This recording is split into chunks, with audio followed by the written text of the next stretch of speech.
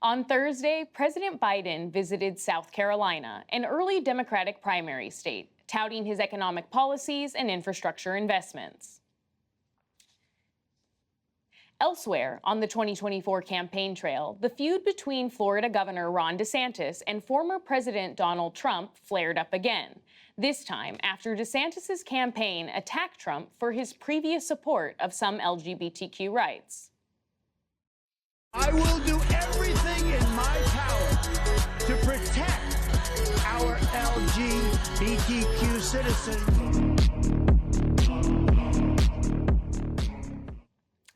Well, there you have it. But first, before we get to that video, Margaret, the GOP field, as we saw, is focused on LGBTQ, saying no to gender identity being taught in schools, abortion restrictions. But President Biden this week, when he was in South Carolina, was talking all about Bidenomics. What's behind this strategy where he's focused entirely on the economy? You know the expression, it's the economy, stupid. So, I mean, he's running for re-election, and they think that how Americans feel about the economy is going to matter. And they're probably right, because guess what? It's mattered in every single election since forever. But I think there's a couple things at play here. One is that it's confounding to the Biden team and to a lot of economists that people's perceptions of the economy is really different than some of the indicators of the economy, that the economy is better than people feel like it is. Or, I mean, I guess the economy is as good as you feel like it is, but that's the reality. So they need to address it, and they're taking a page from the Obama playbook, where the Affordable Care Act, when Republicans tried to hang the name Obamacare around it, and Democrats got hit really bad in the first midterms. And then after that, healthcare started working for them. And Obama started embracing the name Obamacare. And so Biden is going to embrace Bidenomics. It's also a bit of a hat tip to Reaganomics, except for a repudiation of it. It's to say, I reject trickle-down economics. And it's thirdly, the Biden team's belief that some of these longer-term plays through the big spending, the bipartisan deals that were enacted, right? The green energy stuff, the efforts to reduce prescription drugs, that those are going to take a while to play out, and that the economy is actually going to feel better for people by election time, you know, by this time next year than it does right now. So it is, they are placing their bets on it, and they've decided, the same way they kind of have with age, how he's making jokes about how old he is, they've just decided that he should own the economy. Yeah. I don't know if it's going to work, but that's what they're trying to do. Sabrina, as Margaret said, voters still perceive the economy as not necessarily working for them. So the Biden administration appears to be highlighting the fast work on the I-95 bridge that collapsed and how quickly they were able to help in Philadelphia turn that around. Do you think that those types of projects that the president is highlighting will ultimately help them break that perception that Margaret's talking about? Well, that's the key challenge that the administration and the Biden campaign is grappling with, that although there have been gains in the economy under this president's watch, and there's a lot for them to tout in terms of even legislative accomplishments with the infrastructure bill, with the Inflation Reduction Act, CHIPS and Science Act. The problem they're encountering is, at least so far, a lot of the public says that they're not yet feeling the impact of those bills, right? And so, you know, touting the impact that that legislation will have on people's day-to-day lives is a message that I think they believe will help them break through. It's very much the "are you better off than you were 4 years ago" argument that we've seen previous incumbents really put at the center of their re-election campaigns.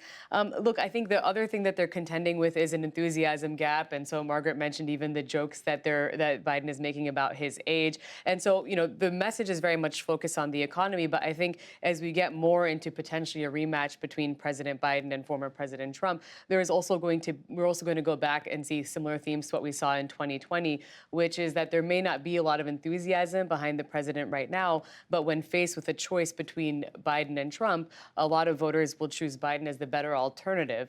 So I think that's a lot of the message that we're also going to see take shape in the coming months. Moving over to the GOP side, that clip that we played of the DeSantis video, Susan, you told me specifically that that one stood out to you, where Trump said, in it, former President Trump says that he'll do everything he can to protect LGBTQ citizens.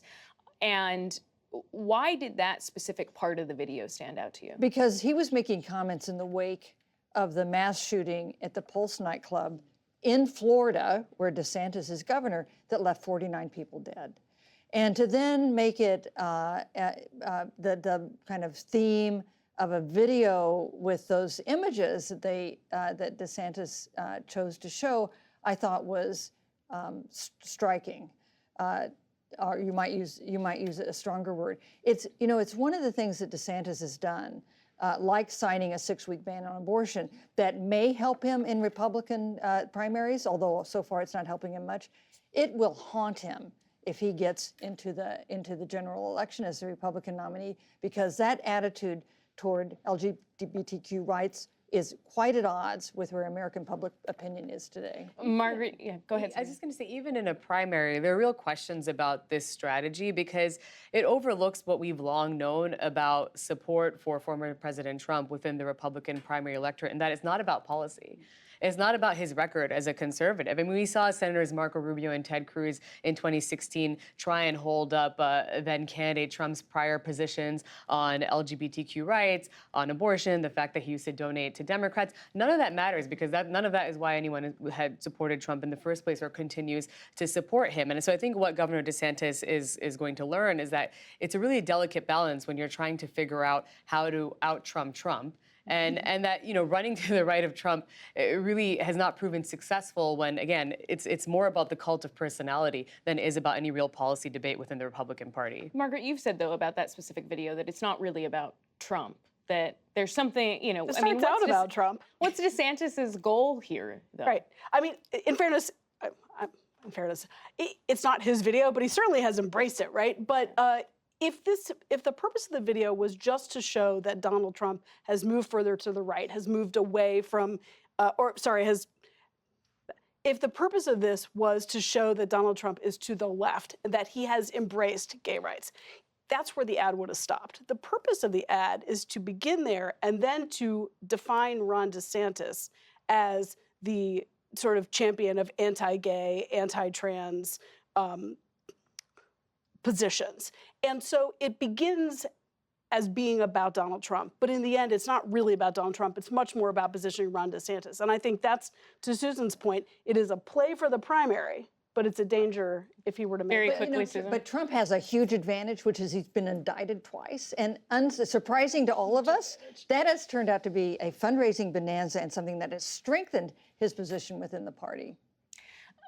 We don't really have much time left, so I think we're going to have to leave it there. That video was definitely, as you said, Margaret, very anti-LGBTQ, anti-transgender, and not necessarily something that will help Ron DeSantis or former President Trump on the campaign trail in the general electorate, if they make it to the general electorate. We're going to have to leave it there for now. Thank you to my panel for joining us and for sharing your reporting. And thank